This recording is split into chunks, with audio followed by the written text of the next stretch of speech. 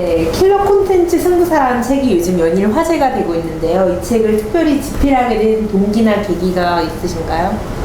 이 엔터테인먼트 업계 사람들이 그들만 가지고 있는 굉장히 독특한 점들이 보이기 시작했습니다. 그러니까 처음에는 저 사람들이 저게 좀 제대로 일을 하는 건가? 좀 약간 요즘 선진 경영 방식하고는 좀 동떨어진 게 아닌가?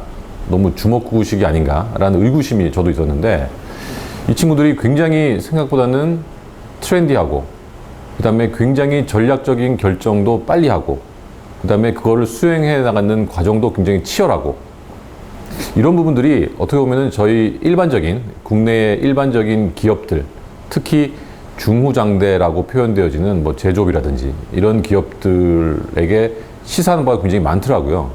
그래서 그런 부분들을 나름대로 한번 이번에 정리를 해보자 라는 차원에서 책을 쓰게 됐습니다.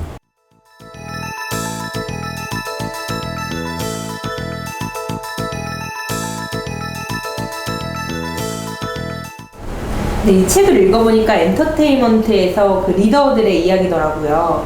이 시점에서 우리가 왜 그들의 전략과 혁신에 주목을 해야 할까요?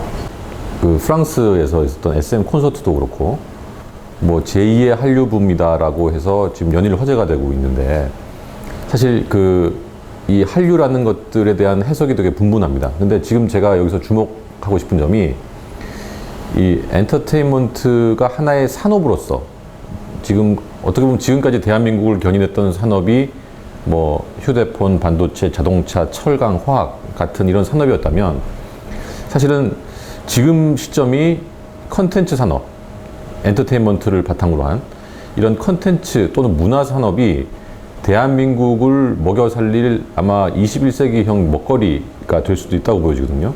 그래서 사실은 그런 측면으로 이 산업적인 측면에서 엔터테인먼트 산업을 봐야 되겠다라는 측면도 있고 그리고 그거에 대해서 혁신적인 성공을 일으켜온 우리 뭐 SM, YG, JYP를 필두로 한 이런 엔터테인먼트 기업들의 리더들에 대한 모습들에 대해서 아마 일반적인 연예 뉴스라든지 이런 가십성 기사가 아니라 약간 경영학적 시각에서 재조망할 필요가 있지 않을까라는 생각을 했었죠.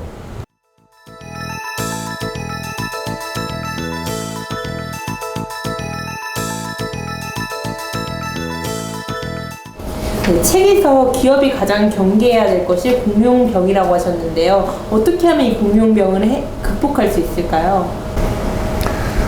제가 공룡병과 대척점에 있는 용어로 이 책에서는 야생성이라는 말을 아까 썼다고 말씀을 드렸는데요. 엔터테인먼트 기업들이 가지고 있는 야생성, 그러니까 즉 여기서 살아남지 않으면은 정말 도태될 수밖에 없고 지금 현재에서 변화와 혁신을 하지 않으면 굉장히 위기에 빠질 수 있다라고 늘 느끼는 이 야생성이 되게 필요하다고 생각을 합니다. 그러니까 이 공룡 같은 경우는 제가 현장 경연의 대표 사례라고 썼는데요. 현장을 계속 이해하지 않고 있으면 특히 경영자들, 많은 리더들이 현장을 이해하지 못하면 아까 말씀드린 것처럼 대기업병, 공룡병에 걸리기가 되게 쉽습니다. 하지만 현장을 제대로 이해하고 있으면 계속 야생성이 살아서 숨쉬고 있거든요.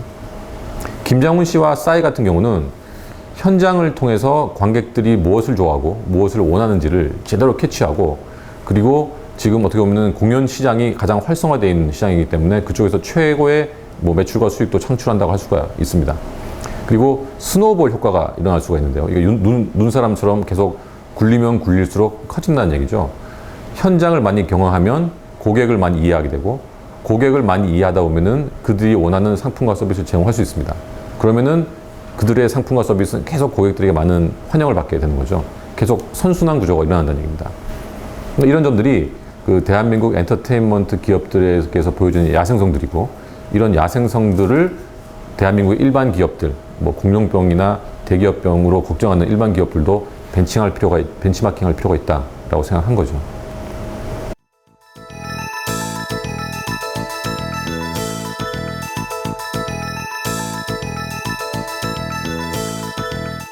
네, 마지막으로 정혜승 작가님의 포부에 대해서 한마디 부탁드릴게요.